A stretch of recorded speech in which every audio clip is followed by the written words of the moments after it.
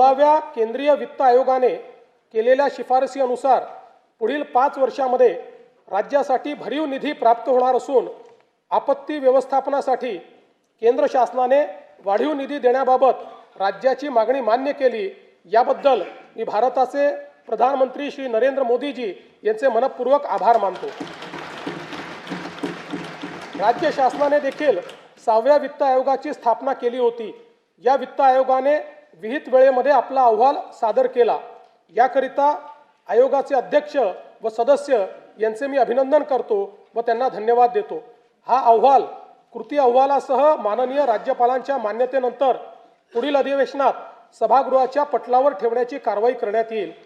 आयोगाच्या शिफारसींचा अभ्यास करून प्रशासकीय सुधारणा व आर्थिक विकेंद्रीकरणाच्या माध्यमातून स्थानिक स्वराज्य संस्था सक्षम करण्याची कारवाई करण्यात येईल। 1 फेब्रुवारी 2026 रोजी केंद्र शासनाने युवा केंद्रित अर्थसंकल्प सादर केला। त्यात महाराष्ट्रातील पायाभूत सुविधांचा वेगाने विकास करण्याकरता भरीव अर्थसहाय्य केले आहे।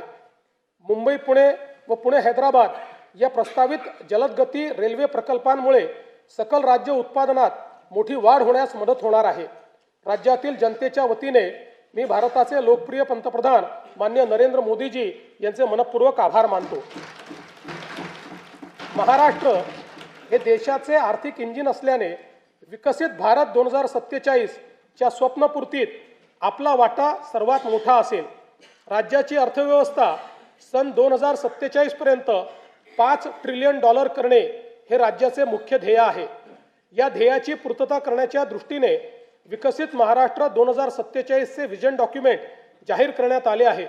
त्यानुसार सन 2029-30 पर्यंत साध्य करावयाची अल्पकालीन उद्दिष्टे, राज्याचे अमृत महोत्सवी वर्ष सन 2035 पर्यंत साध्य करावयाची मध्यमकालीन उद्दिष्टे आणि भारतीय स्वातंत्र्याचे शताब्दी वर्ष सन 2047 पर्यंत साध्य करावयाची दीर्घकालीन उद्दिष्टे निश्चित करण्यात आली आहेत।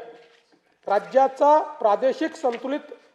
प्रादेशिक संतुलित विकासाला चालना देण्याकरता 4 प्रमुख स्तंभ ठरवण्यात आले आहेत। 1 प्रगतिशील, दुसरं शाश्वत, तिसरं सर्वसमावेशक आणि चौथं सुशासन। या 4 स्तंभाच्या अंतर्गत 16 उपक्षेत्रे निश्चित करण्यात आली आहेत। सन 2047 साली विकसित महाराष्ट्राची इमारत उभी करण्याकरिता इथून पुढे येणाऱ्या सर्व अर्थसंकल्पात विकसित महाराष्ट्राच्या संकल्पाचे प्रतिबिंब दिसणार आहे। या संकल्पाची दिशा कशी असेल हे या वर्षीच्या अर्थसंकल्पात मी स्पष्ट करणार आहे। जब इरादा बना लिया है ऊंची उड़ान का, भास्कर राव, जब इरादा बना लिया है ऊंची उड़ान का, फिर देखना फिजूल है कद आसमान का।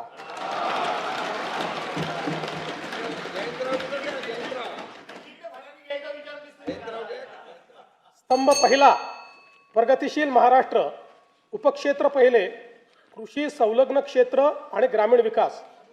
राज्याचा कृषी जीडीपी सन 2047 पर्यंत $55 अब्ज वरनं $500 अब्ज वर नेण्याचे उद्दिष्ट ठेवण्यात आले आहे। महाराष्ट्रातील ताज्या बातम्यांसाठी बघत रहा टाइम्स टुडे टीव्ही। सोबतच शेअर करा, सबस्क्राइब करा आणि बेल आयकॉन प्रेस करा।